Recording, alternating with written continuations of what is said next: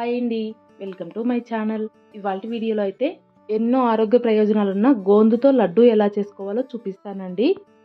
చిన్న పిల్లల దగ్గర నుంచి పెద్దవాళ్ళ వరకు ప్రతి ఒక్కరూ తినవలసిన లడ్డూ అండి. చాలా హెల్దీ అనమాట.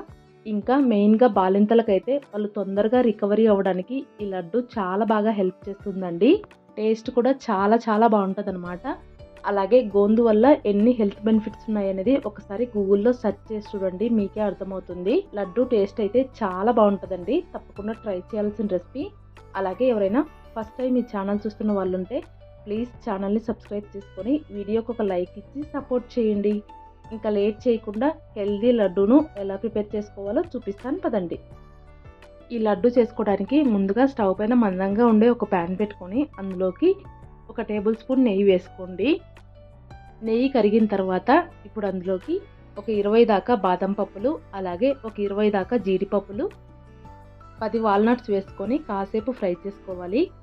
ఇక్కడ నేను చూపిస్తున్న డ్రై ఫ్రూట్సే వేసుకోవాల్సిన అవసరం లేదండి. మీ దగ్గర ఏవి అవైలబుల్గా ఉంటే అవి వేసుకోవచ్చు. ఇవన్నీ కాసేపు ఫ్రై అయిన తర్వాత ఇప్పుడు అందులోకి పుచ్చగింజలు, గుమ్మడి గింజలు, అలాగే పొద్దుతిరుగుడు గింజలు అన్నీ కలిపి ఒక చిన్న కప్పు నిండా వేసుకొని వాటిని కూడా కాసేపు ఫ్రై చేసుకోండి. అలాగే సేమ్ కప్పుతో ఒక కప్పు అవిసె గింజలు కూడా వేసుకొని ఫ్రై చేసుకోవాలి. ఇంకా ఫైనల్గా ఒక కప్పు నువ్వులు కూడా వేసుకొని నువ్వులు ఇంకా అవిసె గింజలన్నీ కూడా చిటపటలాడేంత వరకు ఫ్రై చేసుకోవాలి. ఇక్కడ చూస్తున్నారు కదా, ఇలా చిటపటలాడిన తర్వాత ఎమ్మటే ఒక ప్లేట్లోకి ట్రాన్స్ఫర్ చేసుకొని పెట్టుకోండి. ఇప్పుడు మళ్ళీ స్టవ్ పైన ప్యాన్ పెట్టుకొని అందులోకి ఒక టేబుల్ స్పూన్ నెయ్యి వేసుకొని నెయ్యి కరిగిన తర్వాత సేమ్ కప్పుతో అరకప్పు దాకా గోందు వేసుకోండి. అంటే ఎడిబుల్ గమ్ అనమాట. ఇది ఆన్లైన్లో అయినా లేదంటే డ్రై ఫ్రూట్ షాపులలో అయినా లేదంటే ఆయుర్వేదిక్ షాపులలో అయినా దొరుకుతుందండి. ఇలా నెయ్యిలో వేసుకొని కలుపుకుంటూ ఉన్నారంటే పాప్కార్న్ ఉబ్బినట్టు ఉబ్బుతాయి అనమాట. ఇక్కడ మీరే చూడండి, మొత్తం అన్నీ కూడా బాగా ఉబ్బిపోయినాయి. ఇలా ఉబ్బిపోయిన తర్వాత ఒక ప్లేట్లోకి తీసి పెట్టుకోండి. ఇప్పుడు మళ్ళీ అదే ప్యాన్లోకి ఒక కప్పు ఎండు కొబ్బరి పొడి వేసుకొని ఫ్రై చేసుకోవాలి. ఇక్కడ నేను డైరెక్ట్గా ప్యాకెట్లో ఉండే ఎండు కొబ్బరి పొడి వాడుకుంటున్నానండి. మీరు కావాలంటే ఇంట్లో ఉండే ఎండు కొబ్బరిని మిక్సీ పట్టుకొని వేసుకొని ఫ్రై చేసుకోవచ్చు.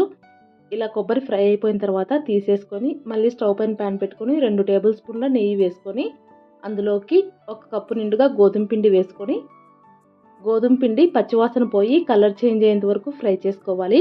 చూస్తున్నారు కదా, ఫ్రై చేసుకునే కొద్దీ గోధుమ పిండి బాగా కలర్ చేంజ్ అయిపోయింది. ఇంకా ఫ్రై అయ్యే కొద్దీ మంచి స్మెల్ వస్తూ ఉంటుందన్నమాట.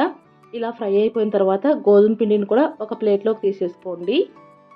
అలాగే ముందుగా ఫ్రై చేసి పెట్టుకున్న గోందు ఉంది కదా, అది పూర్తిగా చల్లారిపోయిన తర్వాత ఇలా వీడియో క్లిప్లో చూపిస్తున్న విధంగా మొత్తం అంతా కూడా స్మాషర్తో కానీ లేదంటే ఇలా ఒక రాయితో మొత్తం అంతా స్మాష్ చేసి పెట్టుకోవాలి. ఒకవేళ మిక్సీ జార్లో వేసుకునే పాటైతే జస్ట్ పల్స్లో మిక్సీ పట్టుకోండి. మరీ మెత్తగా మిక్సీ పట్టుకోకూడదనమాట. ఇలా అంతా పొడి చేసుకొని ఇప్పుడు దీన్ని ముందుగా ఫ్రై చేసి పెట్టుకున్న గోధుమ పిండిలో వేసేసుకోవాలి. అలాగే ఫ్రై చేసి పెట్టుకున్న కొబ్బరి కూడా వేసేసుకొని పక్కన పెట్టేసుకోండి. ఈలోపు ముందుగా ఫ్రై చేసి పెట్టుకున్న డ్రై ఫ్రూట్స్ అన్నీ కూడా బాగా చల్లారిపోయింటాయి.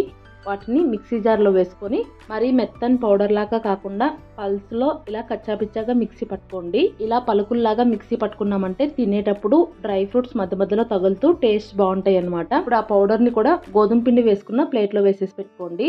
ఇప్పుడు మళ్ళీ స్టవ్ పైన ప్యాన్ పెట్టుకొని 1.5 కప్పు బెల్లం పొడి వేసుకొని అలాగే అరకప్పు నీళ్లు వేసి బెల్లాన్ని అయితే కరగనివ్వండి. బెల్లం మొత్తం కరిగేలోపు ప్లేట్లో వేసి పెట్టుకున్న డ్రై ఫ్రూట్స్ పౌడర్ అలాగే గోధుమ పిండి ఇవన్నీ కలిసిపోయేలాగా మొత్తం అంతా చేత్తో బాగా కలిపేసుకోండి. ఈలోపు బెల్లం కూడా కరిగిపోయి ఇలా ఉడకడం స్టార్ట్ అవుతుందన్నమాట. దీనికి ఎటువంటి పాకం రావాల్సిన అవసరం లేదండి. జస్ట్ బెల్లం కరిగిపోయి పాకాన్ని ఇలా మన చేతికి తీసుకున్నామంటే జిగురు జిగురుగా ఉంటూ లైట్ తీగలాగా వస్తే సరిపోతుంది. ఇలా వచ్చిన తర్వాత స్టవ్ని అయితే ఆఫ్ చేసేసుకొని కిందికి దించేసుకోండి. ఇప్పుడు ఆ బెల్లం సిరప్ని కొద్ది కొద్దిగా ముందుగా కలిపెట్టుకున్న పిండిలోకి వడపోసుకుంటూ పోసుకోవాలి. ఒకటేసారి మొత్తం వేసుకోకుండా ఇలా కొద్ది కొద్దిగా వేసుకున్నామంటే పిండి మొత్తం లూజ్ కాకుండా అడ్జస్ట్ చేసుకుంటూ కలుపుకోవచ్చు. ఇలా బెల్లం పాకం వేసుకున్న తర్వాత వేడిగా ఉంటుంది కాబట్టి ఫస్ట్ ఆ పౌడర్ మొత్తాన్ని ఇలా బెల్లం పాకం పైకి వేసుకొని కాస్త చల్లారిన తర్వాత మొత్తం అంతా చేత్తో బాగా కలిపేసుకోవాలి. ఇలా కొద్ది కొద్దిగా బెల్లం పాకం వేసుకుంటూ అంతా బాగా కలిపేసుకోండి. అలాగే బెల్లం పాకం మొత్తం కూడా వేసేయకుండా కొద్దిగా మిగిల్చుకొని పక్కన పెట్టేసుకోండి. ఇలా మొత్తం కలుపుకున్న తర్వాత ఉంటే కనుక కొద్దిగా యాలకుల పొడి అలాగే కొద్దిగా శొంఠి పొడి వేసుకొని అంతా బాగా కలిపేసుకోవాలి. బెల్లం అంతా వేసుకొని కలిపేసుకున్న తర్వాత ఇప్పుడైతే కొద్ది కొద్దిగా పిండిని ఇలా చేతిలోకి తీసుకొని చేత్తో ఒత్తుకుంటూ ముద్దలాగా కట్టేసుకోవాలి. అప్పుడే లడ్డూలు పర్ఫెక్ట్గా వస్తాయి అన్నమాట. చూసారు కదా లడ్డు ఎంత పర్ఫెక్ట్గా వచ్చిందో. కానీ లడ్డు చేసుకునే కొద్దీ పిండి అయితే ఆరిపోవడం స్టార్ట్ అవుతుందండి. చూస్తున్నారు కదా ఇలా చేత్తో గట్టిగా నొక్కుకుంటూ లడ్డూలు చేసుకోవాలి. అలాగే నేను ముందుగా పక్కన పెట్టుకోమన్న బెల్లం పాకం ఉంది కదా, దాన్ని ఇలా మధ్య మధ్యలో కొద్ది కొద్దిగా యాడ్ చేసుకుంటూ తర్వాత మళ్ళీ కలిపేసుకొని ముద్దలు చుట్టేసుకోండి. ఈజీగా ఉంటుంది. ఇలా కొద్దిగా పాకాన్ని పక్కన పెట్టుకున్నామంటే ఒకవేళ డ్రై అయిపోతే మళ్ళీ వేసుకొని కలిపేసుకొని లడ్డూలన్నీ చేసేసుకోవచ్చండి. చూసారు కదా లడ్డూలు ఎంత బాగా వచ్చాయో. టేస్ట్ కూడా చాలా చాలా బాగున్నాయి అన్నమాట. తప్పకుండా ట్రై చేయండి, చాలా మంచిది. అలాగే ఈ వీడియో మీకు నచ్చినట్లయితే లైక్ చేయండి, షేర్ చేయండి. కొత్తగా చూస్తున్న వాళ్ళు సబ్స్క్రైబ్ చేసుకోండి. Thank you.